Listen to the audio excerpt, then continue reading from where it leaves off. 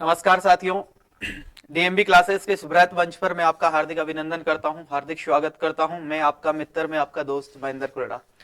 साथियों, पशु परीक्षण वैकेंसी के तहत हम राजस्थान के भूगोल के अंदर कुल इन टॉपिक्स का अध्ययन करने वाले हैं। सबसे पहले हम राजस्थान का परिचय पढ़ेंगे, दूसरा हम राजस्थान के भौतिक प्रदेशों के बारे में पढ़ेंगे, तीसरा हम नदियों के बारे में, चौथा हम झीलों के बारे में पढ़ेंगे और पांचवा हम बांधों के बारे में पढ़ेंगे और छठा हम सिंचाई परियोजना के बारे में पढ़ेंगे। सातवां हम जलवायु के बारे में पढ़ेंगे, आठवां हम मृदा के बारे में, नौवां जो है हम वनस्पति के बारे में पढ़ेंगे और 10वां हम अभ्यारण्य के बारे में पढ़ेंगे, 11वां हम कृषि के बारे में, 12वां हम खनिज के बारे में, 13वां टॉपिक हमारा पर्यटन के बारे में पढ़ेंगे, 14वां टॉपिक उद्योग के बारे में पढ़ेंगे, परिवहन के बारे में पढ़ेंगे, जनगणना के बारे में पढ़ेंगे और ऊर्जा संसाधन के बारे में पढ़ेंगे। तो साथियों, जिस प्रकार से आप सभी को पता है कि इस पर सिलेबस तो नहीं दिया गया है, लेकिन सामान्य जो राजस्थान में जो सिलेबस है ज्योग्राफी का, उसके तहत हम इन टॉपिक्स का अध्ययन करेंगे। लगभग आपकी जो एग्जाम्स में 18 से 20 क्वेश्चन जो आने वाले हैं, उन्हीं के बारे में हम चर्चा करेंगे विस्तार से, ठीक है। और ऐसा कुछ नहीं है कि इससे बाहर कुछ आने वाला है, ज्यादा आपको दिमाग पर लोड नहीं लेना है, क्योंकि सारे जो सब्जेक्ट्स है उसका वेटेज इस प्रकार से रहने वाला है, किसी में 18 क्वेश्चन, किसी में 20 क्वेश्चन, ठीक है। तो देखिएगा, राजस्थान के जो सामान्य परिचय है उसके बारे में हम सबसे पहले बात कर लेते हैं। सबसे पहले अगर हम बात करें तो राजस्थान के, यानी कि जिस प्रकार से किसी भी चीज के बारे में हम जानते हैं, जिस प्रकार से मैंने बताया कि लोकेशन की अगर हम बात करते हैं तो सबसे पहले हम पढ़ते हैं सौरमंडल। सौरमंडल का एक ग्रह पृथ्वी उठाते हैं, पृथ्वी पढ़ते हैं, पृथ्वी के बारे में फिर हम पढ़ते हैं कि इसको पढ़ेंगे कैसे, इतनी बड़ी पृथ्वी को। फिर हमने क्या किया, अक्षांश देशांतरों में बांटा। फिर उसके अंदर हमने देखा कि जो राजस्थान जो राज्य है वो कहाँ पर है, तो हमें पता चला कि पृथ्वी के ऊपर उत्तरी गोलार्ध में। जब हमने अक्षांशों में बांटा तो पता चला कि उत्तरी गोलार्ध में स्थित है वो राज्य, ठीक है। अगर जब हमने देशांतरों के बारे में पढ़ा तो देशांतरों से हमें पता चला कि ये पूर्वी दिशा में, तो हमें पता चल गया कि ये पूर्णतः किसी दिशा में स्थित है, उत्तरी पूर्वी गोलार्ध के अंदर ये स्थित है। इस चीज का हमें पता चला। उसके बाद में हमने जाना कि कौन से महाद्वीप में भाई है। महाद्वीप में हमने देखा तो 7 महाद्वीपों में से हमें पता चला कि एशिया महाद्वीप में है। फिर हमने देखा कि एशिया महाद्वीप के अंदर भी किस जगह है। एशिया महाद्वीप के अंदर एक भारत देश है जो कि दक्षिण एशिया के अंदर स्थित है। दक्षिण एशिया के अंदर हमने देखा कि दक्षिण एशिया में भारत स्थित है और भारत के अंदर एक राज्य है जिसका नाम है राजस्थान। राजस्थान की बात करें तो भारत के संदर्भ में राजस्थान कहाँ स्थित है, पश्चिम की ओर, ठीक है। तो राजस्थान में पता चला कि पश्चिम दिशा में स्थित है। चलो, उस व्यक्ति के बारे में जान तो लिए, उसका हुलिया पहचान गए कि वो कहाँ पर है और कैसा है।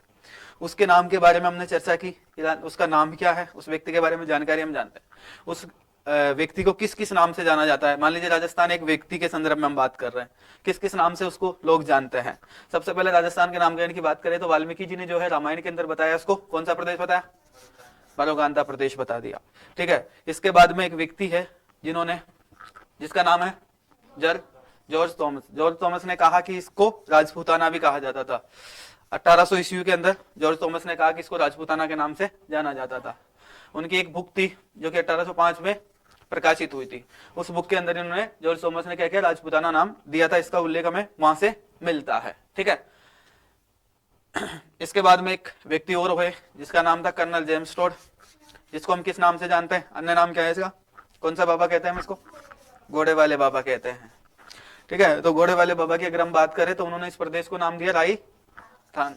राजस्थान इसलिए नाम दे दिया इन्होंने, क्यों दिया राजस्थान, क्योंकि यहाँ पर राजाओं का निवास स्थल था, इस वजह से उन्होंने नाम दे दिया, ठीक है।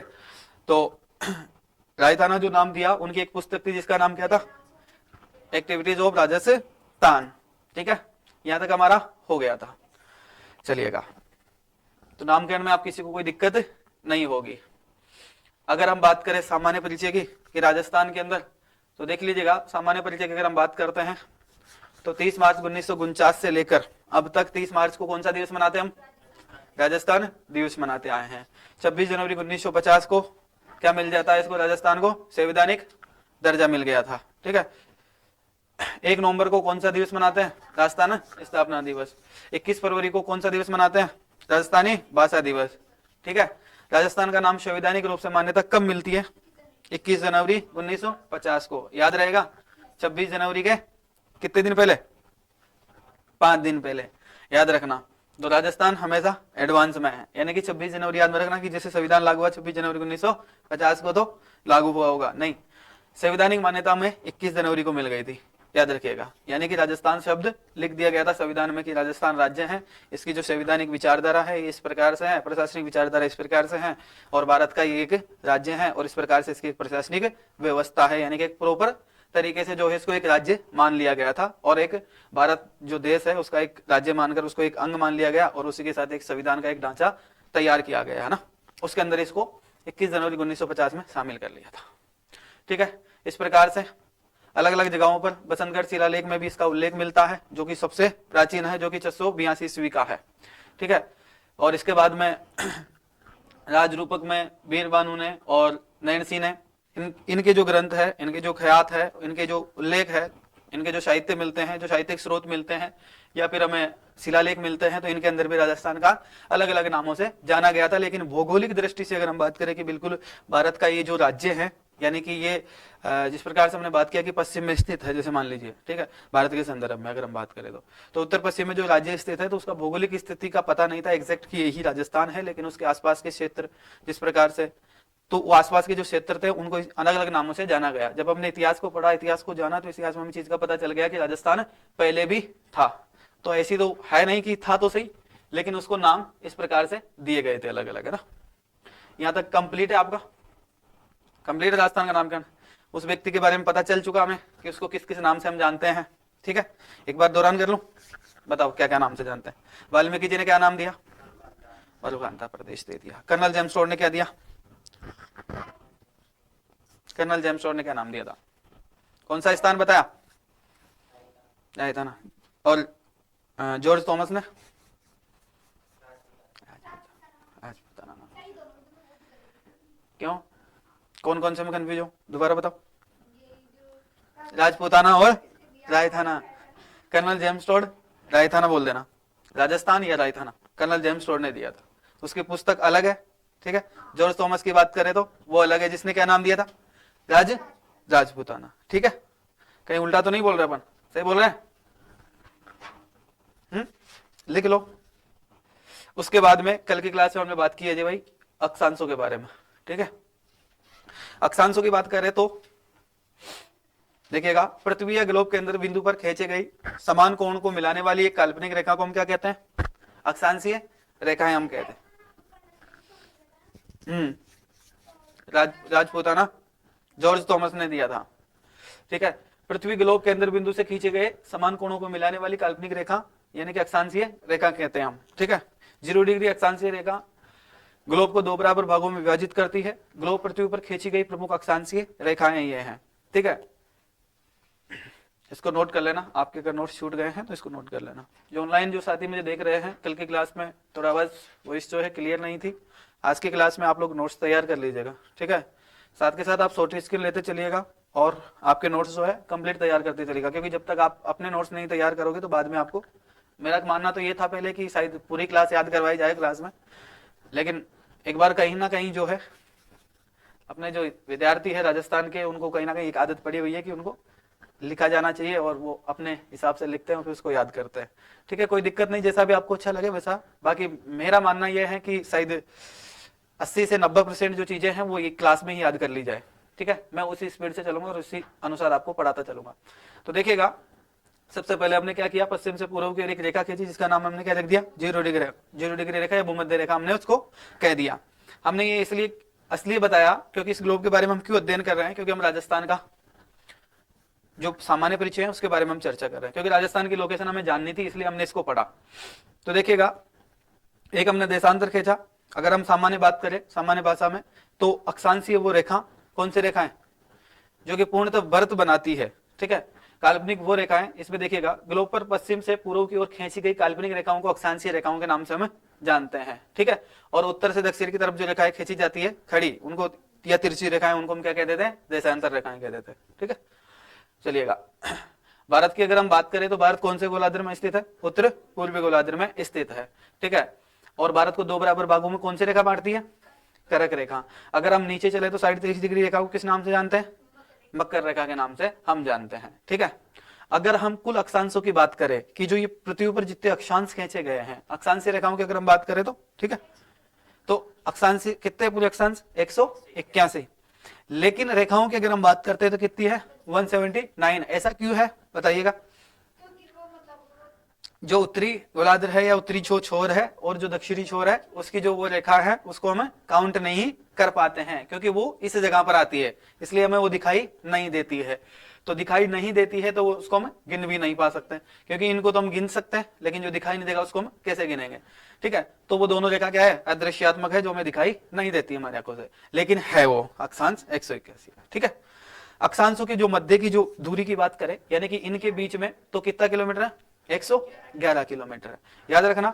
चलिएगा, इसके बाद में आगे हम बात करें, यानी कि वो जो क्षेत्र है, अक्षांशी जो रेखाएं हैं उनका जो बीच का जो क्षेत्र है उसको हम क्या कहते हैं? जोन या कटिबंध नाम से जानते हैं। किस नाम से जानते हैं? जोन या कटिबंध नाम से जानते हैं। देशांतरों के मध्य की अगर हम बात करें कि देशांतरों के मध्य की जो दूरी है वो कितनी है? 111.32 किलोमीटर है, उसको हम क्या कहते हैं? गौर या गैर। ठीक है, इस प्रकार से दोनों शब्दों में से किसी भी प्रकार का शब्द आपको एग्जाम में देखने को मिल सकता है, ध्यान रखना, कंफ्यूज नहीं होना है कि ये क्या आ गया है। अगर हम बात करें, यहाँ पर एक चीज और नोट कर लीजिएगा कि जो जिस प्रकार से ये अक्षांशीय रेखाएं या देशांतरीय रेखाएं, अक्षांश और देशांतरीय रेखाओं के बीच में जिस प्रकार से यहाँ पर एक डिब्बा बनेगा, ठीक है, उसको हम किस नाम से जानते हैं? ग्रेड या जेल, ग्रेड या जाल जिसको हम कहते हैं, ग्रेड या जाल कहते हैं। ठीक है, ध्यान रखना।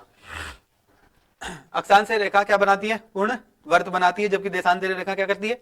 अर्ध वर्त बनाती है। ये कैसे बनाती है देखिएगा, अक्षांशीय रेखाओं की अगर हम बात करें तो ये अक्षांशीय रेखाएं वापस जाकर मिलेगी, जबकि जो देशांतरीय रेखाएं हैं वो वापस जाकर नहीं मिलेगी। अगर ये देशांतरीय रेखा मैंने 90 की खींची है तो इसके बाद में अगर मैं दूसरी रेखा खींचूंगा तो वो 180 की आएगी। ठीक है, दोबारा आएगी। तो इस वजह से हम क्या करते हैं, ये क्या करती है? अर्ध वर्त बना पाती है। समझ पाए इस चीज को? अर्धवर्त क्यों बनाती है? क्योंकि अगर इसको मैं यानी कि इसी रेखा को दोबारा खींचूंगा तो वो 180 जाएगी। ठीक है, लेकिन अगर मैं इसको क्या देख पा रहा हूं, यानी कि पृथ्वी का जो चित्र है उसको हम एक ही तरफ से देख पा रहे हैं। ठीक है, लेकिन अगर हम इसकी बात करते हैं तो इस पे क्या है? गोलाकार है पृथ्वी, हमें पता है, इसलिए हमें अक्षांशीय रेखाओं की अगर हम बात करें तो यानी कि पश्चिम से पूर्व की ओर जो खींची जा रही है वो रेखा, यानी कि वो वापस घूम के आएगी। ठीक है, तो वो तो वही रहेगी, 0 डिग्री खींची जा रही है तो 0 डिग्री रहेगी। लेकिन देशांतरों के साथ ऐसा नहीं है, देशांतर हमें क्या दिखाई देता है? यानी कि एक ही तरफ के देशांतर हम पढ़ पाते हैं, तो ये 90 रहेगी तो वो आगे 180, इसलिए ये क्या होगी? अर्धवर्ताकार होगी। ठीक है, चलिएगा, तो ये क्या बनाते हैं? देशांतर अर्धवर्त बनाते हैं। ठीक है, भारत पूर्णतः जो है कौन से गोलार्ध में स्थित है? उत्तरी गोलार्ध में स्थित है, जो कि भूमध्य रेखा से कितना किलोमीटर, याद रखना आप, 876 किलोमीटर दूरी पर स्थित है भारत। हाँ, भारत है, कहां से है? 0 डिग्री भूमध्य रेखा से, याद रखना। 23.5 डिग्री उत्तरी अक्षांशीय रेखा, जिसको हम कर्क रेखा के नाम से जानते हैं, भारत को 2 बराबर भागों में क्या करती है? विभाजित करते हुए गुजरती है, जो कि 8 राज्यों से होकर गुजरती है। कर्क रेखा विश्व में लगभग कितने महाद्वीपों से होकर गुजरती है साथियों? 3 महाद्वीपों से गुजरती है। कौन कौन सा महाद्वीप है जिसमें सबसे ज्यादा क्षेत्रफल की बात करें तो अफ्रीका महाद्वीप में, सबसे कम की बात करें तो, और मध्य में हमारा एशिया। याद रहेगा? याद रहेगा अजय? बिल्कुल, चलिएगा, एक बार और देख लो। सबसे बड़े की अगर हम बात करें तो क्षेत्रफल में अफ्रीका महाद्वीप, अगर छोटे की बात करूं तो उत्तरी अमेरिका, और मध्य की बात करें तो एशिया महाद्वीप। ठीक है, अगर हम बात करें, मान लो एग्जाम में अगर आपसे सवाल पूछ लिया जाएगा, या फिर सामान्य एग्जाम में वैसे इस प्रकार का सवाल नहीं आएगा कि कुल कितने देश स्थित है, तो कितने हैं? 17 से 19 देश, 17 से 19 देश स्थित है इस पे ना। कर्क रेखा की कुल लंबाई की बात करें तो कितनी है? 36,788 किलोमीटर, 36,788 किलोमीटर है, जबकि अगर मील में बात करें तो 22,859 मील है। इसके बाद में देखो, याद रखोगे कर्क रेखा की कुल लंबाई, बताओ कितनी है अजय? 36,788। इसके बाद में देखिएगा 23.5 डिग्री उत्तरी अक्षांशीय रेखा जो है कर्क रेखा, भारत के कितने राज्यों से होकर गुजरती है? 8 राज्यों से होकर गुजरती है। ठीक है, भारत में कर्क रेखा की लंबाई की अगर हम बात करें, हम पहले तो बात कर रहे थे कुल लंबाई की, कुल लंबाई कितनी?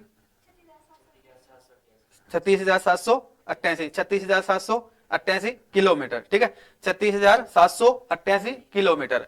अगर भारत के संदर्भ में बात करें तो भारत में कितनी इसकी लंबाई? 2678 किलोमीटर, 2678 किलोमीटर, 2678 किलोमीटर। किसके संदर्भ में? भारत के संदर्भ में। अगर हम बात करते हैं तो विश्व के कितने महाद्वीपों से होकर गुजरती है? 3 महाद्वीपों में। सर्वाधिक बात करें तो अफ्रीका महाद्वीप, अगर सबसे कम की बात करें तो, और मध्य की बात करें तो एशिया। देशों की बात करें कुल कितने देश आते हैं? 17 से 19 देश आते हैं। ठीक है, भारत के संदर्भ में अगर हम बात करें तो भारत के 2 बराबर भागों में कौन सी रेखा विभाजित करती है? कितने राज्यों से होकर गुजरती है? लंबाई की बात करूं तो कितनी है? 2678, 2678 है ना। सबसे अधिक की बात करूं कि सर्वाधिक सबसे ज्यादा किस कौन से राज्य से गुजरती है? मध्य प्रदेश से। सबसे कम कौन सा? हमारा राजस्थान, जिसके बारे में हम पढ़ेंगे, वो हमारा राजस्थान सबसे कम, याद रखना, ठीक है। एक चीज और नोट कर लेना आप यहाँ पर, माही नदी जो है राजस्थान सबसे कम राजस्थान में होती है। उसके बाद में देखिए माही नदी जो है मध्य प्रदेश तथा गुजरात में जो कर्क रेखा है उसको 2 बार काटती है, ठीक है। इसकी लंबाई जो है 576 किलोमीटर है। अब देखिएगा कर्क रेखा जो है इसकी लंबाई 2678 किलोमीटर है, जिसमें से हमें पता चल चुका है कि सर्वाधिक मध्य प्रदेश में है और सबसे कम हमारे राजस्थान में है। अब हम बात कर लेते हैं कि इसकी कुल कितने राज्य है हमारे यहाँ पर, ठीक है, जिस पर कर्क रेखा गुजरती है। पहला अपना गुजरात, इधर से हम शुरू करेंगे गुजरात से, ठीक है। गुजरात के बाद में दूसरे नंबर पे राजस्थान, तीसरे नंबर पे, चौथे नंबर पे, पांचवें नंबर पे, छठे नंबर पे, सातवें नंबर पर और आठवें नंबर पर मिजोरम। कंप्लीट हो गया? याद रहेगा या दोबारा बताऊं? पहला राज्य बताओ, दूसरा बताओ, तीसरा बताओ, चौथा बताओ, पांचवा बताओ, सातवां बताओ, छठा बताओ, छठा बताओ, सातवां बताओ, मिजोरम, ठीक है। एक नोट और लिख लो, इसके जो कर्क रेखा जो हमारी 8 राज्यों से गुजरती है, इसमें 2 राज्य ऐसे हैं जिनकी राजधानियां स्थित है। उसमें से देखो पहले मध्य प्रदेश की राजधानी क्या है? भोपाल। भोपाल की रांची। तो ये दोनों क्या, क्यों गलत कैसे लिख लिया? गलत नोट नहीं करना है, ठीक है।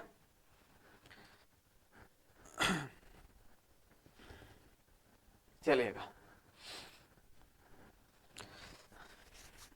अब आज टॉपिक डाल लो राजस्थान की स्थिति व विस्तार। अब तक जो हमने पढ़ा उसका हमने रिवीजन कर लिया। लगभग आपको बहुत सारी चीजें, मतलब 90% से 95% चीजें आपको याद है। 5% चीजें हैं जिनमें आप कंफ्यूज हो, और इस कंफ्यूज को आप बिल्कुल दूर रखोगे। मतलब मेरा कहना का मतलब यह है कि जब तक मैं आपको ज्योग्राफी पढ़ाऊं तो आपको ऐसा नहीं लगना चाहिए कि मुझे जिस भी टॉपिक में मैं सवाल पूछूं आपको आसानी से आ जाना चाहिए, चाहे आप कोई से भी बैकग्राउंड से बिलोंग करो, ठीक है। और आ जाएगा मेरे हिसाब से, जहां तक है याद तो रहेगा। नोट कर लिया? आज का टॉपिक डालो राजस्थान की स्थिति व विस्तार। एक बार ऐसा कर लेते हैं, पहले टॉपिक डाल लो आप, है ना, फिर एक बार इधर समझ लो, फिर आपको मैं लिखवाता हूं। एक बार टॉपिक डाल के छोड़ दो। इधर देखो, राजस्थान की स्थिति व विस्तार के बारे में हम चर्चा करेंगे। राजस्थान की स्थिति की बात करें तो विश्व स्तर पर हमने पढ़ा, एशिया महाद्वीप में पढ़ लिया। एशिया महाद्वीप में भारत देश में एक राज्य स्थित है जिसका नाम राजस्थान था। भारत में राजस्थान की स्थिति की अगर हम बात करें तो कौन सा? उत्तर पश्चिम, ठीक है, उत्तर पश्चिम में स्थित है। कोण की बात करें तो कौन सा कोण है? ये दिख रहा है आपको? क्लियर? देखिएगा, भारत में एक राज्य स्थित है जिसका नाम है राजस्थान। कौन सी दिशा? उत्तर पश्चिम दिशा, याद रखना, ठीक है। कोण की बात करें तो कौन सा कोण? वायव्य कोण, ठीक है। इसके बाद में देखिए एशिया महाद्वीप में राजस्थान की स्थिति की बात करें तो कौन सा? पश्चिमी दक्षिणी, ठीक है। विश्व ग्लोब में अगर हम बात करें राजस्थान की स्थिति की तो कौन सा? उत्तरी पूर्वी गोलार्ध में स्थित है, ठीक है, ईशान कोण जिसको हम बोलते हैं।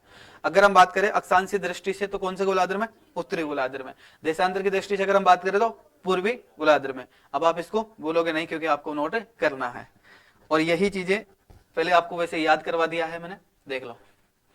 अगर हम कोणों की बात कर रहे थे ना यहाँ पे कि कोण किसे कहते हैं, अभी आप लोगों को मैंने बताया था कि ईशान कोण में स्थित है, उस कोण में स्थित है। दिख नहीं रहा?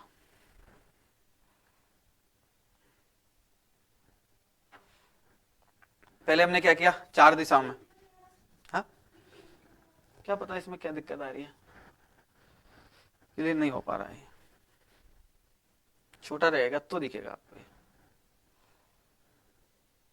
चलो मैं पेन से लिख देता हूं, अगर आपको दिखाई नहीं दे रहा है तो कोई दिक्कत नहीं है। ऊपर कौन सी दिशा? कौन सी दिशा? उत्तर। नीचे कौन सी दिशा? दक्षिण दिशा। इधर कौन सी दिशा? पश्चिम दिशा। ये कौन सी दिशा? पूर्वी दिशा, ठीक है। अब देखिएगा, अब हमें तो पता है कि ये 4 दिशाएं होती है, ठीक है। अब देखिएगा इसमें जिस प्रकार से अगर हम जैसे मान लीजिए किसी प्रकार से हम अध्ययन करते हैं तो इन चीजों का तो हमें पता चल चुका है कि चार तो दिशाएं होती है सामान्य। हम किसी भी चीज को बता सकते हैं कि कौन से गोलार्ध में स्थित है, कौन सी स्थिति में स्थित है, कौन सी दिशा में स्थित है, ये चीज तो हमें आसानी से पता चल चुकी है।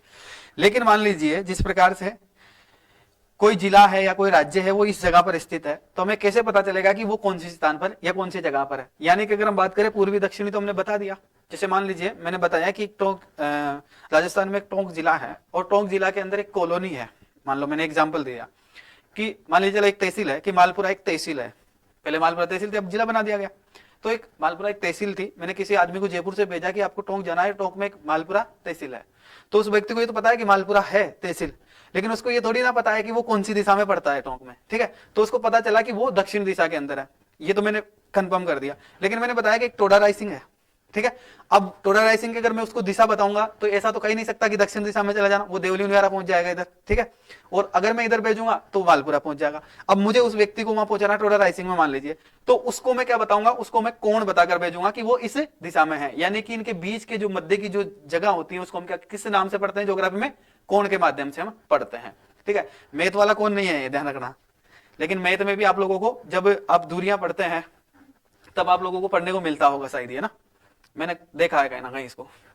तो इस प्रकार से जिस प्रकार से हमने चार दिशाओं में बांटा, उन चार दिशाओं को हमने क्या कर दिया, 8 दिशाओं में बांट दिया। कितनी दिशाओं में बांटा हमने, 8 दिशाओं में हमने बांट दिया है। ठीक है, तो इस प्रकार से पहला अगर हम बात करें पूर्व से ऊपरी की अगर हम बात करते हैं तो देखिएगा कौन सा कोण है, किस कोण से नाम जानते हैं हम, ईशान, ईशान कोण के नाम से हम जानते हैं। ईशान कोण के बारे में हमें सबसे इंपॉर्टेंट हमारे लिए यह है, ईशान कोण इंपॉर्टेंट हमारे लिए इसलिए है क्योंकि हमारा विश्व जो है, जो ग्लोब है, उसके अनुसार जो हमारे राजस्थान की जो स्थिति है वो कहां पर है, वो इसी ईशान कोण के अंदर है। राजस्थान की स्थिति ग्लोब के संदर्भ में कौन से कोण पर है, ध्यान रखना। ठीक है, तो राजस्थान यहां पर स्थित है आपका, कौन से कोण की बात कर रहा हूं मैं, ईशान कोण की बात कर रहा हूं मैं। ठीक है, इसलिए ये हमारे लिए इंपॉर्टेंट है। अगर देखो अब आप लोग कंफ्यूज हो गए होंगे कि हम तो गोलार्ध तो उत्तर में पढ़ रहे थे, इसको फिर उत्तर पूर्व में पढ़ा। जिस प्रकार से मैंने कहा कि उत्तर पूर्व के इसके जो मध्य की जो जगह थी, ये तो हमें पता ही थी कि ये उत्तर है, ये पूर्व है, लेकिन इसके जो मध्य की जो जगह थी जिसके बारे में एग्जैक्ट हमें पता नहीं था कि इसको हम किस नाम से जानते हैं, तो हम इसको ईशान कोण के नाम से पढ़ते हैं ज्योग्राफी के अंदर। ठीक है, तो ये जो ईशान कोण की जो दिशा है उसी में हमारा राजस्थान स्थित है, विश्व ग्लोब की दृष्टि से अगर हम देखते हैं तो। ठीक है, याद रहेगा, यही इंपॉर्टेंट आपके लिए। लेकिन एक बार टॉपिक आ गया तो आप पढ़ लीजिएगा। ठीक है, इस कोण को हम क्या कहते हैं, क्या कहते हैं, वायवीय कोण। आप साथ साथ बोलते चलिए, ऐसे काम नहीं चलेगा। अगर आपको वायवीय कोण के नाम से जानते हैं। ठीक है, भारत में राजस्थान की स्थिति कौन से कोण में स्थित है, वायवीय कोण में। ध्यान रखना, मैं इसलिए बता रहा हूं आपको क्योंकि ये हमारे लिए इंपॉर्टेंट चीजें हैं, वही बताएंगे। तो ये क्या है, भारत की स्थिति में अगर हम देखते हैं भारत की दृष्टि से, तो राजस्थान हमारे कौन से कोण में स्थित है, वायवीय कोण में। विश्व स्तर से अगर हम देखें या ग्लोब के संदर्भ में हम देखें तो कौन से कोण में स्थित है, ईशान कोण में स्थित है। ठीक है, इसके बाद में ये कौन सा कोण आपका, सॉरी, नेत्रीय, नेत्रीय कोण। अब इसमें एक चीज और है, देखो एशिया में राजस्थान की स्थिति कौन से कोण में है, ठीक है, कौन से कोण में है एशिया की दृष्टि से अगर हम देखते हैं तो। अब देखो पहले तो हम पढ़ रहे थे राजस्थान की विश्व स्तर पर, मैंने बताया ईशान कोण में आ गए। भारत के संदर्भ में देखें तो कौन से कोण में आ गए, वायव्य कोण में आ गई। अगर हम बात करें कि एशिया महाद्वीप जो है उसके अनुसार अगर हम देखते हैं तो कौन से कोण में आ गई, तृतीय कोण में आ गई है। ठीक है, इसके बाद में एक कौन सा कोण आपका, अग्नेय कोण के नाम से जानते हैं अपन इसको ना, सॉरी,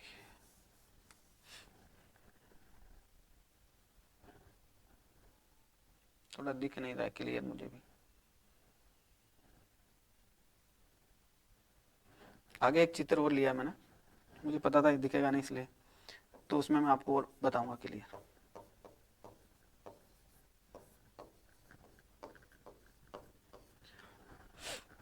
इसी स्थिति के राजस्थान की स्थिति में कोई संबंध नहीं है, यानी कि इस कोण के बारे में हम नहीं पढ़ेंगे। लेकिन पहले सामान्यतः हम बात कर लेते हैं। देखिएगा आपसे पूछ लिया जाए कि विश्व ग्लोब की दृष्टि से अगर हम देखते हैं तो राजस्थान कौन से कोण पर स्थित है, तो आपको बताना है ईशान कोण। भारत के संदर्भ में पूछ लिया जाए तो कौन सा कोण, वायव्य कोण। अगर आपको पूछ लिया जाए कि एशिया महाद्वीप जो है उस महाद्वीप की दृष्टि से अगर हम देखें राजस्थान कौन से कोण में, नैऋत्य कोण में, याद रहेगा, कंफर्म।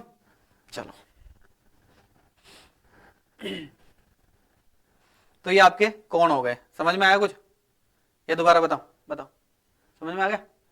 यानी कि देखो कोणों के बारे में हमें क्यों पढ़े, यानी कि हमें दिशाओं का पता था, 4 दिशाओं का, लेकिन मान लीजिए एक ऐसी स्थिति जो दोनों दिशाओं के मध्य होती है, उस स्थिति का हमें ज्ञात करने के लिए, उस स्थिति में हमें ज्योग्राफी की स्टडी करने के लिए हमें क्या करना पड़ता है, सहारा लेना पड़ता है। तो सहारा लेने के लिए हमने क्या किया, इसको 8 भागों में बांट दिया, ठीक है, 8 दिशाएं हमने बना दी। पहले हमने 4 दिशाओं के बारे में पढ़ा, अब हमने 8 बना दिया, ठीक है।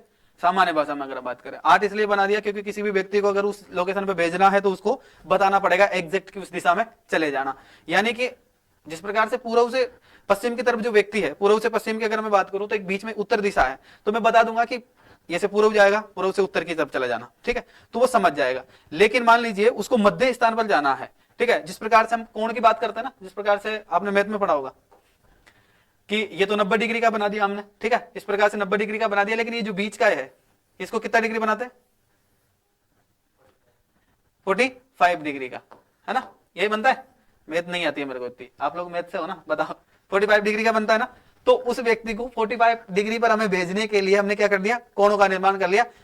भूगोल के विशेषज्ञ थे, ठीक है, और उन्होंने उन विशेषज्ञों ने बताया कि इस प्रकार से ये कोणों के माध्यम से आपको एग्जैक्ट स्थिति का पता चल जाएगा, ठीक है। चलो इसके बाद में आप नोट करोगे, चलो पढ़ लेते हैं पहले, फिर नोट कर लेना। करक संक्रांति की अगर हम बात करें 21 जून को जब सूर्य उत्तरी गोलार्ध में करक रेखा पर सीधा चमकता है तो उस स्थिति को हम क्या कहते हैं, करक संक्रांति कहते हैं। कितनी तारीख को होता है वो, 21 जून को। आगे मैं चित्र के माध्यम से समझाऊंगा, टेंशन ना लो कि ये क्या आ गई है, नहीं भला कुछ नहीं है, सारी चीजें बहुत अच्छे से आपको याद रहेगी, मुझे याद पता है इस चीज का, ठीक है। करक संक्रांति की अगर मैं बात करूं तो कौन सी जून को, 21 जून को। क्यों होती है करक संक्रांति, जब सूर्य जो है उत्तरी गोलार्ध में होता है। कौन से गोलार्ध की बात कर रहा हूं मैं, यानी कि पृथ्वी हमारी गोल है, ठीक है, पृथ्वी हमारी कैसी है, गोल है। ये कौन सी रेखा, भूमध्य रेखा। ये कौन सा गोलार्ध, कौन सा गोलार्ध, उत्तरी गोलार्ध है। उत्तरी गोलार्ध में जब सूर्य रहता है तो करक रेखा, देखो करक संक्रांति कब होती है, 21 जून को, जब सूर्य उत्तरी गोलार्ध में करक रेखा पर क्या करता है, करक रेखा कौन सी, 23.5 डिग्री वाली। जब इस पर सूर्य क्या करता है, तब सूर्य इस पर सीधा चमकता है, ठीक है। अभी मैं आपको चित्र के माध्यम से समझाऊंगा। इस दिन देखिएगा, इस दिन उत्तरी गोलार्ध में सबसे बड़ा दिन वो सबसे छोटी रात की स्थिति बनती है, ठीक है। यानी कि सबसे बड़े दिन की बात करें 21 जून को होता है, ठीक है। सबसे छोटी रात की बात करें तो उसी दिन होगी, ठीक है। दिन बड़ा होगा तो रात, यानी कि टाइम तो वही है 24 घंटे, ठीक है। इस प्रकार से नोट अगर हम बात करें राजस्थान के संदर्भ में, राजस्थान में सबसे बड़ा दिन कितनी को, 21 जून को होता है। राजस्थान में सबसे छोटी रात 21 जून को होती है। कंफ्यूज नहीं हो गए, ध्यान है। अगर हम बात करें तो उत्तरी गोलार्ध में जब सूर्य कौन सी रेखा पर चमकता है, सीधा करक रेखा पर, कितनी तारीख को चमकेगा, 21 जून को। उस दिन को हम क्या बोलते हैं, कौन सी करक संक्रांति बोलते हैं, ठीक है। समझ में आ गया, चलो आगे चलेगा। इसके बाद में आगे चलिएगा, आगे हमें पता चलता है कि एक दिन और होता है जिसको हम 22 दिसंबर पढ़ते हैं, अभी निकला ही है, उसको हम क्या कहते हैं, मकर संक्रांति। और 14 जनवरी को आने वाली वो क्या कहते हैं, मकर।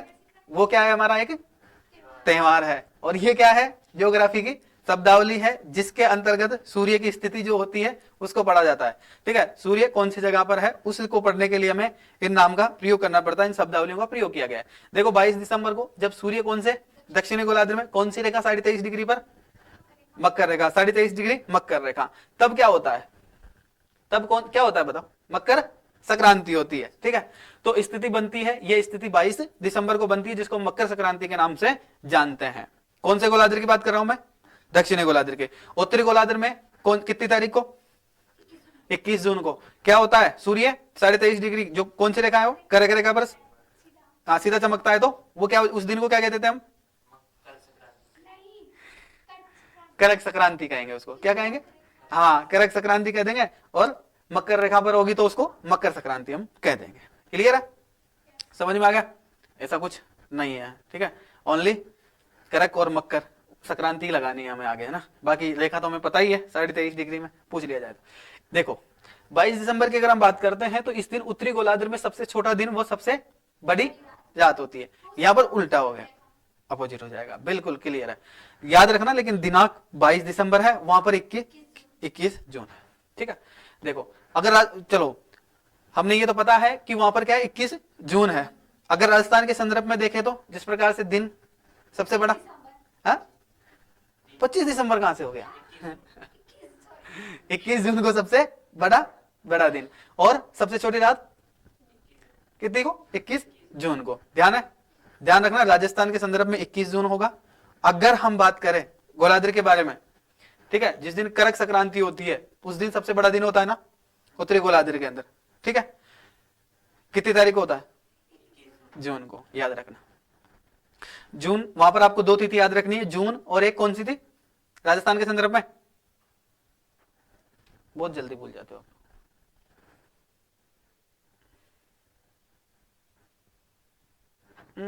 आगे निकल गए अपन। देखो दोबारा देखना, आपको यहां से दो दिनांक याद रखनी है, मात्र 21 जून और 21 जून, मात्र 21 जून है ना। राजस्थान के संदर्भ में सबसे बड़ा दिन, सबसे छोटी रात 21 जून को। इस दिन उत्तरी गोलार्ध में भी क्या होता है, सबसे बड़ा और रात छोटी रात।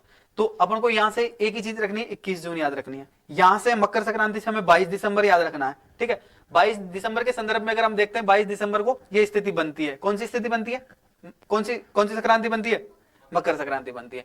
इस दिन उत्तरी गोलार्ध में सबसे छोटा दिन और सबसे बड़ी रात होती है।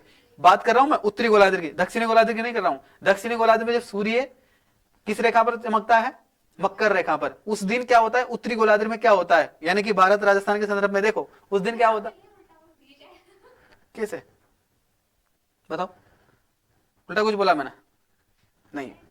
देखो आप कंफ्यूज इसलिए हो रहे हो, 21 जून की बात कर रहा था मैं, ठीक है, ये कौन से गोलार्ध में, उत्तर। 21 जून की जब भी बात आएगी कौन से गोलार्ध में, उत्तर गोलार्ध में। 22 दिसंबर की जब भी बात आएगी दक्षिणी गोलार्ध में चले जाएंगे। ठीक है, दक्षिणी गोलार्ध के संदर्भ में है। तो यहां पर यही है कि इस दिन जो है उत्तरी गोलार्ध में सबसे छोटा दिन वो सबसे बड़ी रात रहने वाली है। ठीक है, राजस्थान में सबसे बड़ी रात 22 दिसंबर को, राजस्थान में सबसे छोटा दिन 22 दिसंबर को होगा। यहां पर तो क्या होगा, छोटे होंगे, हाँ बिल्कुल अपोजिट होगा। ठीक है, देखो यहां पर एक क्वेश्चन और बनता है जो सामान्य मैंने यहां पर लेकर आया हूं आपके। यदि कोई व्यक्ति बांसवाड़ा में खड़ा है तो उसकी अपनी परछाई कब दिखाई नहीं देगी, कब दिखाई नहीं देगी, कितनी तारीख को, करक संक्रांति के दिन। करक संक्रांति के दिन क्यों, देखो यहां पे पढ़ो, आपने अपने यहां पे पढ़ा, ये कौन सी संक्रांति, करक संक्रांति। अब हमें ये पता है कि करक संक्रांति की अगर हम बात करें तो सूर्य जो सीधा है कौन सी रेखा पर गुजरता है, करक रेखा पर, करक रेखा पर गुजरता है। तो आपको पता है कि राजस्थान जो हमारा राज्य है, जिसमें आपने बताया कि 26-24 मैंने वहां पे पढ़ा है कि इतने किलोमीटर है करक रेखा की लंबाई, कितने किलोमीटर थी राजस्थान के संदर्भ में, आपने आते ही मुझे बताया था। हाँ राजस्थान है, हाँ ना ना ना, भारत के संदर्भ में है वो, तो राजस्थान की मैं बात कर रहा हूँ, अभी राजस्थान के बारे में बात कर रहे हैं मैंने आप, हाँ 26 किलोमीटर है ना। तो अगर हम बात करें तो राजस्थान की जो नीचे वाले जो दो जिले हैं ना, कौन सा सबसे नीचे, डूंगरपुर। ठीक है, तो ये व्यक्ति कहाँ खड़ा है, बांसवाड़ा में। तो कौन सी रेखा पर खड़ा है वो, और कौन सी रेखा पर खड़ा है, कौन सी बहुत कंफ्यूज हो रहे हो आप, कौन सी रेखा पर खड़ा है, करक रेखा पर खड़ा है वो। ठीक है, देखो भारत के 8 राज्यों से कौन सी रेखा गुजरती है, किसकी कितनी लंबाई है, 2678 है ना। राजस्थान के संदर्भ में कितने किलोमीटर है, 26 किलोमीटर है ना। 26 किलोमीटर कौन कौन से 2 जिलों से होकर गुजरती है, वो बांसवाड़ा से गुजरती है। ये व्यक्ति कहाँ खड़ा है, बांसवाड़ा में। जिस दिन सूर्य किसके ऊपर रहेगा, करक रेखा के ऊपर सीधा चमकेगा, उस दिन उस व्यक्ति की परछाई नहीं बनेगी। यानी कि मान लीजिए जिस प्रकार से अभी ये जो बल्ब है, इसको अगर मेरे सिर के ऊपर आप लगाओगे तो मेरी परछाई बनेगी, नहीं बनेगी। तो इस कारण से यहाँ पर क्या नहीं बनेगी, उस व्यक्ति, हाँ सीधा है इसलिए, इसलिए वो क्या नहीं होगा, उस व्यक्ति की परछाई नहीं बनेगी। तारीख याद रखना, कौन से दिन नहीं बनेगी, 21 जून को। कौन सी संक्रांति होती है, संक्रांति संक्रांति।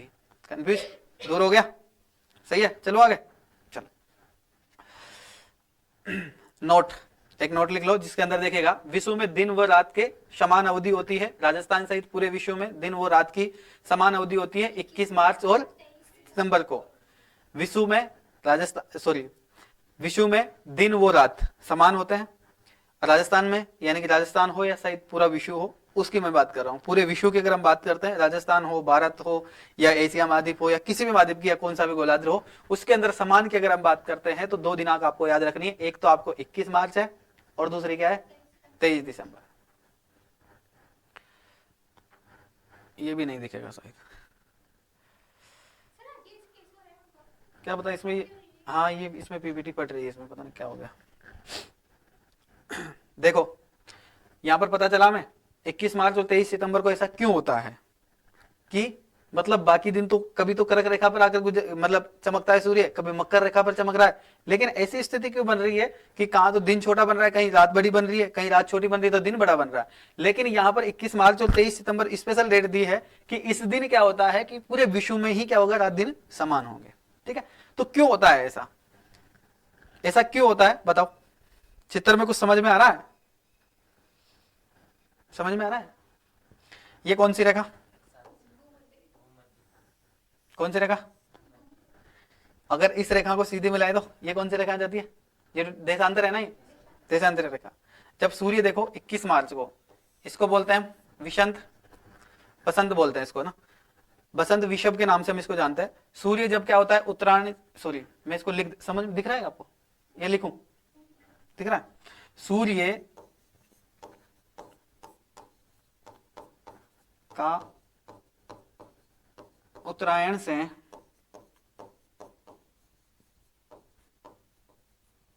भूमध्य रेखा पर क्या होता है, सीधा चमकता है। क्या होता है, सीधा, ठीक है। अगर हम बात करें, सूर्य दक्षिण में से भूमध्य रेखा पर क्या करता है, सीधा चमकता है। यहां पर बात की जा रही है मात्र भूमध्य रेखा की। सूर्य देखो ऊपर की स्थिति में, एक समय होता है जब सूर्य होता है इसके ऊपर, यानी कि जब सूर्य चमकता है तो वो कहां चमकता है, यहां पर। एक टाइम होता है जब सूर्य कहां पर चमकेगा, कौन सी रेखा, कौन सी रेखा, मकर रेखा। कौन सी संक्रांति हो जाएगी, कितनी तारीख को हो जाएगी, कितनी दिसंबर को, 22 दिसंबर को। ठीक है, यहां पर सूर्य जब चमकेगा कौन सी पर,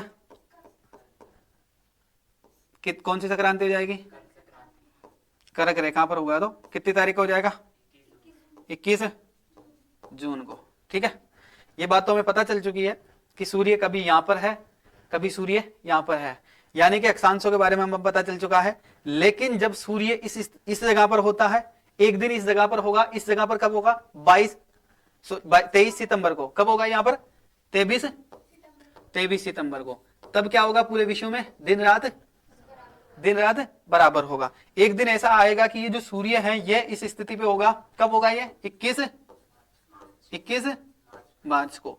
इस दिन भी क्या होगा, बराबर होंगे। समझ में आ गया, यानी कि जिस प्रकार से पता चला हमें कि इस दिशा में, यानी कि यहां पर जब सूर्य चमकेगा तो यहां पर प्रभाव पड़ेगा। ठीक है, दिन रात के ऊपर। जब यहां पर सूर्य चमकेगा तो यहां पर प्रभाव पड़ेगा, यहां पर रहेगा तो यहां पर प्रभाव पड़ेगा। लेकिन ऐसी स्थिति जहां पर समान, यानी कि किसी भी रेखा पर या पूरी पृथ्वी पर जो है प्रभाव नहीं पड़ेगा, वो 2 दिन है जिसके अंदर बताया कि 21 मार्च को जब सूर्य जो है कौन से उत्तरायण में, उत्तर दिशा की तरफ, जब उत्तर के अंदर चला जाता है सूर्य, जब उत्तर के ऊपर चमकता है, यानी कि भूमध्य रेखा पर जो है उत्तर दिशा में जाकर जब प्रकाश डालता है या उस पर चमकता है, तो उस दिन क्या होता है, 21 मार्च का दिन होता है। और उस दिन पृथ्वी पर बराबर, सभी जगहों पर पृथ्वी पर क्या होती है, दिन और रात बराबर होती है। यानी कि पूरा जो इन्वायरमेंट है पृथ्वी का, वो यानी कि अगर जिस प्रकार से ऐसा होता है, देखो एक चीज देखना, यहाँ पर आप जब ज्योग्राफी में पढ़ते हैं हम, विश्व स्तरीय ज्योग्राफी पढ़ते हैं तो हमें एक चीज का पता चलता है कि जो इस प्रकार से सूर्य अगर इस पर यानी कि मकर रेखा पर चमकता है तो इस क्षेत्र में क्या हो जाएगी, गर्मी, यानी ग्रीष्मकाल ज्यादा हो जाएगी, यानी कि गर्मी ज्यादा हो जाएगी। जब इस पे गुजरेगा तो इसमें इस समय ग्रीष्मकाल होता है, यानी कि इसमें गर्मी ज्यादा बढ़ जाएगी। लेकिन ये समय ऐसा होता है 21 मार्च की अगर हम बात करें तो ये समान होता है, यानी कि ना तो पूरी पृथ्वी पे, हाँ, ना तो इस गोलार्ध में ज्यादा गर्मी रहेगी ना सर्दी रहेगी, इस गोलार्ध में ज्यादा गर्मी रहेगी। इसी प्रकार से अगर इधर चमकेगा तब भी ऐसा होगा, क्योंकि पृथ्वी के बारे में हमें पता है कि पृथ्वी हमारी गोल है, ठीक है। तो इस कारण से ऐसा होता है। समझ में आ गया या कुछ दूसरा एग्जाम्पल देके समझाऊं? समझ में आ गया? केवल 4 दिनांक आपको याद रखनी है। कौन कौन सी? पहली दिनांक, दूसरी दिनांक दिसंबर, फिर उसके बाद में 23 सितंबर। याद रहेगा? बिल्कुल। चलो चलो आगे चलिएगा। कुछ समझ में तो आ रहा है ना? कहीं ऐसा नहीं हो वाला सारे आप लोग? डाउट क्या है पूछो। अच्छा, कल कंफर्म करोगे पहले आप, ठीक है।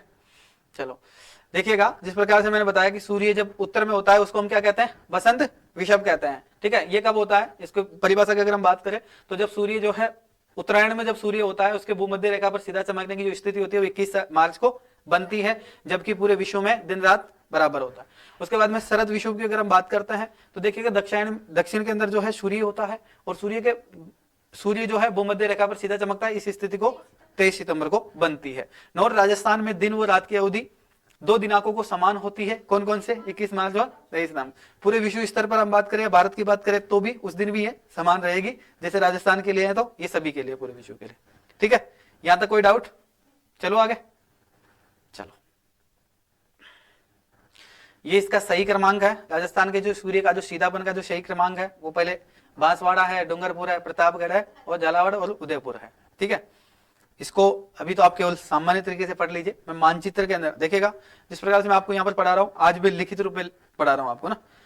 अब जब मैं अगला जब रिवीजन करूंगा अगली क्लास में तो मैं आपको मतलब ये सारी चीजें लिखी हुई नहीं दिखाऊंगा बार बार, ठीक है। मैं डायरेक्ट मानचित्र उठाऊंगा और उसके अंदर ही आपको पूछता हुआ चलूंगा, ठीक है। तो इससे आपका डाउट भी क्लियर हो जाएगा और आपका मानचित्र वाला जो काम है वो भी हो जाएगा, ठीक है। क्योंकि मानचित्र की दृष्टि अगर आप इसको समझोगे, अभी आपको यहाँ पर 5 जिलों का नाम याद करना पड़ेगा, लेकिन वहां पर ऐसा नहीं करना पड़ेगा। आपको सीधा पता चल जाएगी लोकेशन। जब भी आपके माइंड में एग्जाम में क्वेश्चन पूछा जाएगा कि यार सूर्य सीधापन सही क्रम की अगर हम बात करें तो कौन से जिले में सीधा चमकता है, तो आपको तुरंत याद आ जाएगा। जैसे आपको बांसवाड़ा, डूंगरपुर तो आपको पता ही है, प्रतापगढ़, झालावाड़, उदयपुर तो आपको पता ही है, क्योंकि वो कौन सा क्षेत्र है? दक्षिण क्षेत्र है, इसलिए आपको पता चल जाएगा, ठीक है। जब हम इन जिलों को अगर हम जिस प्रकार से किसी चीज का हम चित्र देखते हैं तो वो आसानी से समझ में आ जाएगी, आसानी से याद आ जाएगा, तो उस माध्यम से हम इस चीज को पढ़ेंगे।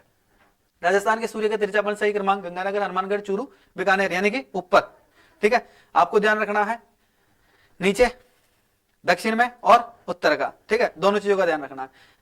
दक्षिण की अगर हम बात करते हैं तो कौन कौन से जिले? सबसे दक्षिण में चलो, कौन कौन से जिले आ जाएंगे? बांसवाड़ा आ जाएगा, डूंगरपुर आ जाएगा, प्रतापगढ़ आ जाएगा, उसके बाद में उदयपुर आ जाएगा। अगर हम ऊपर की बात करें तो उत्तर के अंदर सबसे पहले गंगानगर आ जाएगा, हनुमानगढ़ आ जाएगा, चूरू आ जाएगा, बीकानेर आ जाएगा, और एक जिला और बन गया, उसका क्या नाम है?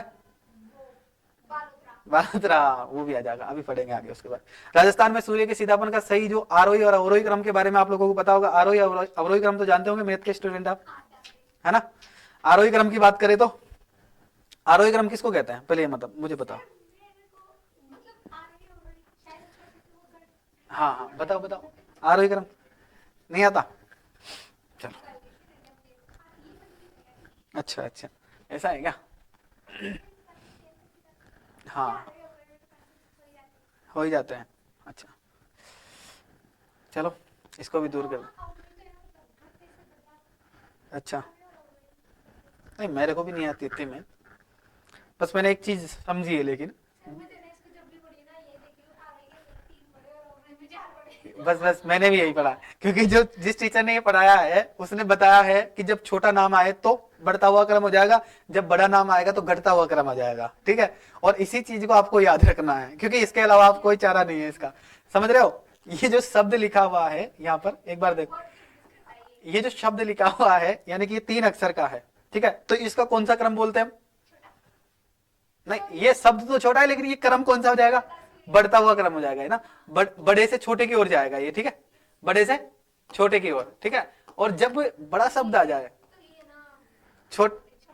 बड़े की ओर जाता है, ठीक है। तो इन शब्दों के अंदर आपको 2 ही चीज याद रखनी है, आज तक जब भी मैंने इसको पढ़ा है मैंने भी ऐसे ही पढ़ा है, क्योंकि मैथ वाले टीचर ने मुझे ऐसा ही बताया कि अगर आपको पता चल जाए कि आरोही अवरोही क्रम पूछ रहा है, आरोही में 3 ही शब्द पूछेगा, यानी कि बड़े से छोटे की ओर ले जाएगा, जब अवरोही पूछ लिया जाए तो छोटे से बड़े की ओर ले जाएगा आपको, ठीक है। तो इस प्रकार का ये क्रम है। अगर हम बात करें यानी कि बड़े से छोटे की अगर हम बात करें तो पहले कौन सा, गंगानगर, ऊपर हनुमानगढ़, चूरू, बीकानेर, नागौर, जोधपुर, पाली, राजसमंद, उदयपुर, झालावाड़, प्रतापगढ़, डूंगरपुर, बांसवाड़ा, यानी कि आधा राजस्थान के जिले याद करना पड़ेगा। ऐसा कुछ नहीं है, मानचित्र में मैं आपको ऐसा बताऊंगा कि आपको इन जिलों का नाम तक याद रखने की जरूरत नहीं है। वैसे इतना काम का नहीं है, क्योंकि इतना एग्जाम्स में पूछा नहीं जाता। कभी कभार आरोही अवरोही क्रम जो बड़े एग्जाम्स होते हैं उनके अंदर आता है ये। कभी कभार क्या होता है, इसमें मिलान वाले सवाल पूछ लिया जाता है, आरोही अवरोही क्रम में मिला लीजिएगा, ठीक है। उसके बारे में भी हम आगे बात करेंगे। सूर्य सीधापन के अगर हम बात करें अवरोही क्रम में, यानी कि छोटे से बड़े की ओर अगर हम बात करते हैं, तिरछापन जिसको हम कहते हैं, उसके अंदर बांसवाड़ा, डूंगरपुर और फिर वो आपके अन्य जितने भी राजस्थान के पूरे जिले हैं वो आ गए, हनुमानगढ़, गंगानगर तक पूरे जिले आ गए आपके इसमें ना। हाँ, आगे चले, यहां तक कोई दिक्कत नहीं है।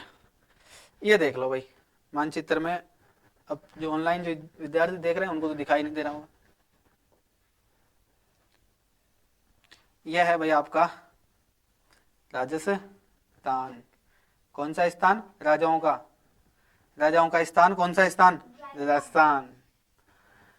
राजाओं का वो स्थान जहां पर राजा निवास किया करते थे, राजा आपस में लड़ा करते थे, उसको हम कहते हैं राजस्थान, ठीक है। यह है आपका राजस्थान। अभी हम बात कर रहे थे, आज पता नहीं पीपीटी में क्या हो रहा है, ये बहुत ज्यादा पिक्सल इसका पूरा बिल्कुल फटा हुआ है। देखो ये सूर्य, कौन सी संक्रांति होगी इस दिन, कौन सी संक्रांति, लिखूं, लिख दे, याद रहेगा। चलो, कौन सी संक्रांति, कौन सी रेखा, अरे ये तो करेक्ट है भाई, उल्टा कैसे बोल रहे हैं आप लोग। कौन सी संक्रांति, संक्रांति, अरे मकर कहां से आएगी यहाँ पे, राजस्थान में मकर का क्या लेना देना है, कौन सा, करेक्ट संक्रांति होगी। सूर्य क्या रहेगा, सीधा चमकेगा। उस दिन राजस्थान की स्थिति में इस प्रकार से सूर्य यहाँ चमकेगा, राजस्थान बहुत नजदीक दिख रहा होगा आपको, ठीक है। तो राजस्थान की स्थिति, ये कौन सा जिला और ये कौन सा, डूंगरपुर और बांसवाड़ा। मैंने एग्जाम में एक एग्जाम्पल दिया कि बांसवाड़ा में जो व्यक्ति खड़ा रहेगा इस दिन उसकी नहीं बनेगी। कितनी तारीख को नहीं बनेगी, तारीख बताओ, कितनी तारीख क्यों, 21, पक्का, कंफ्यूज नहीं हो, 21 जून, समझ में आ गया। अब देखो सूर्य के तिरछापन की बात करें, यहां तो हो गया सीधे में बात करें तो सीधे में तो यही जिले आएंगे सीधे, तो ठीक है, डूंगरपुर आ जाएगा, प्रतापगढ़ आ जाएगा, झालावाड़ आ जाएगा, बांसवाड़ा आ जाएगा, ठीक है। ये इधर उदयपुर आ जाएगा आपका ना, ठीक है, इधर आपका राजसमंद आ जाएगा। जैसे अगर अपन इस क्रम में चलता है ऊपर की तरफ, तिरछेपन में देखें तो भाई तिरछा तो यहाँ पर श्रीगंगानगर ही है बड़ा, तो उधर ऊपर जाएंगे तो राजस्थान का उत्तरी छोर की अगर हम बात करते हैं तो उत्तरी छोर में तो आपका कौन सा जिला, गंगानगर, हनुमानगढ़ है, ठीक है। तो सूर्य का तिरछापन अगर हम बात करें तो कहां पर जाएगा, गंगानगर, ठीक है। गंगानगर से हनुमानगढ़, चूरू, बीकानेर, नागौर, जोधपुर, ठीक है। इस प्रकार से नीचे आ जाओ। आगे चलो,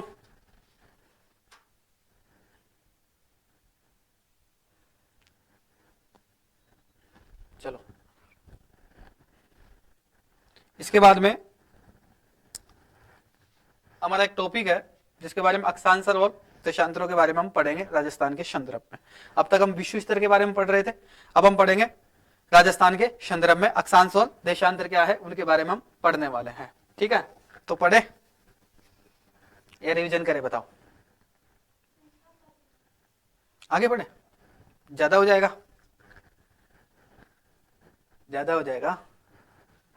टाइम तो हो चुका है, अभी टॉपिक बहुत बड़ा है राजस्थान की। चलो एक बार देख लेते हैं फिर भी ना सामान्य, फिर ताकि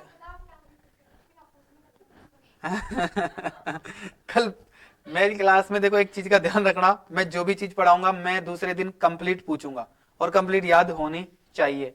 अगर समझ में नहीं आए तो मेरे से 10 बार पूछो, 20 बार पूछो, कोई भी अगर आपको कोई भी दिक्कत है आप मुझे पूछ सकते हो। और आप ऐसा नहीं है कि आप यहाँ से क्लास में जाने के बाद पूछो, मतलब जाने के बाद भी अगर आपको नाइट में आप पढ़ाई कर रहे हो 9-10 बजे भी आपको टाइम मिल रहा है तो आप देख रहे हो कि यहाँ में कंफ्यूज हो रहे हो, कोई भी शब्द को लेकर कंफ्यूज हो रहा है, किसी चीज को लेकर कंफ्यूज हो, पहले ऑनलाइन देख लो, आपके पास में क्लास है रिकॉर्डेड। अगर उसके बाद भी आपकी बात नहीं बन रही है तो आप मुझे मैसेज कर सकते हो, मुझे कॉल करके पूछ सकते हो, कोई दिक्कत नहीं है। ठीक है, पढ़ाई से संबंधित किसी भी चीज की आपको कोई समस्या नहीं आएगी, मेरे सब्जेक्ट की मैं गारंटी लेता हूँ। बाकी अन्य सब्जेक्ट्स में आपको पता ही है, जैसा अन्य सर भी ऐसे ही है। वैसे दिनेश जी सर बहुत अच्छे हैं, और मेरे हिसाब से हिस्ट्री कल्चर वाले भी बहुत अच्छे ही सर है। वो तो मैडम तो हमारे साथ नहीं आए, नहीं तो मैडम कौन है? अच्छा, इग्नोर, ठीक है, आज उन पर भी बात कर लेते हैं। राजस्थान की स्थिति विस्तार के बारे में हम अगली क्लास में चर्चा करेंगे, ताकि उसका रिवीजन करते हुए चले, नहीं तो भी आपके लिए मैटर ज्यादा हो जाएगा। चलो ठीक है, तो साथियों आज की क्लास को हम यहीं स्टॉप करेंगे। अगली क्लास में आप लोगों से मैं बात करूंगा राजस्थान के विस्तार के बारे में, जिसके अंदर हम अक्षांश और देशांतरों के बारे में चर्चा करेंगे। ठीक है, अगर किसी भी विद्यार्थी को ऑनलाइन में भी ऐसा नहीं है साथियों, अगर आपको भी कोई दिक्कत आती है तो आप मुझे पर्सनल मैसेज कर सकते हैं, कॉल कर सकते हैं। आपके पास संस्था के नंबर है, उन पे कर सकते हो, वो मेरे पास ही रहता है हमेशा। ठीक है, तो आपको भी अगर ऑनलाइन में भी किसी विद्यार्थी को कभी भी कोई दिक्कत आ रही है तो आप मुझे मैसेज कॉल कर सकते हो। ठीक है, आई होप मैं समझ पाया हूं, जहां तक आप लोगों को क्लास बहुत अच्छी लगी होगी। अगर किसी जानकारी में कोई भाई मिस्टेक आपको दिख रही हो तो आप मुझे कमेंट करके बता सकते हैं। और ऐसा हो जाता है कई बार डाटा जो है, वैसे मैं पूरा ऑथेंटिक डाटा लेकर आता हूं, लेकिन कई बार ऐसा हो जाता है बाई मिस्टेक टाइपिंग में हो जाए। ठीक है, कई मेरा जो स्रोत है वही कई बार गलत हो जाता है, तो उस चीज का भी आप विशेष ध्यान रखें। चलो, वैसे लगभग जो है मैं कह सकता हूं कि ज्योग्राफी, इतिहास एक ऐसा सब्जेक्ट होता है, ज्योग्राफी तो फिर भी ठीक होता है, लेकिन इतिहास एक ऐसा सब्जेक्ट होता है जिसके अंदर डाटा जो है लगभग जो है 95% ही राइट होता है, बाकी 5% में हमेशा कंफ्यूज रहता है, टीचर भी रहता है, और इतिहास विशेषज्ञ आ जाए ना वो भी कंफ्यूज रहता है, क्योंकि उसका डाटा हमारे पास क्या होता है, स्रोत नहीं होते। ज्योग्राफी के संदर्भ में आपको ऐसा कुछ नहीं मिलेगा। 99% की मैं गारंटी देता हूँ, 1% की मैं गारंटी नहीं दे सकता हूँ। बाई मिस्टेक टाइपिंग में मिस्टेक हो जाए, जिस स्रोत से मैंने उठाया वहां मिस्टेक हो जाए मान लीजिए, तो ऐसा हो सकता है। ठीक है, तो आपको ज्यादा कंफ्यूज नहीं होना है। वैसे हम जब टेस्ट सीरीज जारी करूंगा तो मैं एक एक जो लाइन में आपको पढ़ा रहा हूं, एक एक शब्द जो मैं पढ़ा रहा हूं, उन सब की कीमत आपको जब मैं टेस्ट लूंगा तब आपको पता चल जाएगी, क्योंकि मैं टेस्ट भी उसी तरीके से लूंगा जिस प्रकार से मैंने पढ़ाया है आपको। ठीक है, लगभग मैं इस चीज की गारंटी लेता हूं कि जो विद्यार्थी मेरे पास पढ़ेगा, साइंस में बैकग्राउंड से हो, आर्ट्स बैकग्राउंड से हो, या कहीं पर भी उसने कभी पढ़ी ना हो या नहीं पढ़ी हो, तब भी मेरी पूरी कोशिश रहेगी उस विद्यार्थी को राजस्थान की ज्योग्राफी 95% या 90% तो कम से कम याद करवाई जाए। तो साथियों आज की क्लास को हम यहीं स्टॉप करते हैं। तो आज की क्लास में आप अनुमति दीजिए। तब तक के लिए जय हिंद, जय भारत, वंदे मातरम। मिलते हैं अगली क्लास में, तब तक के लिए थैंक यू, शुक्रिया, धन्यवाद। अब हम ले लेते हैं ऑफलाइन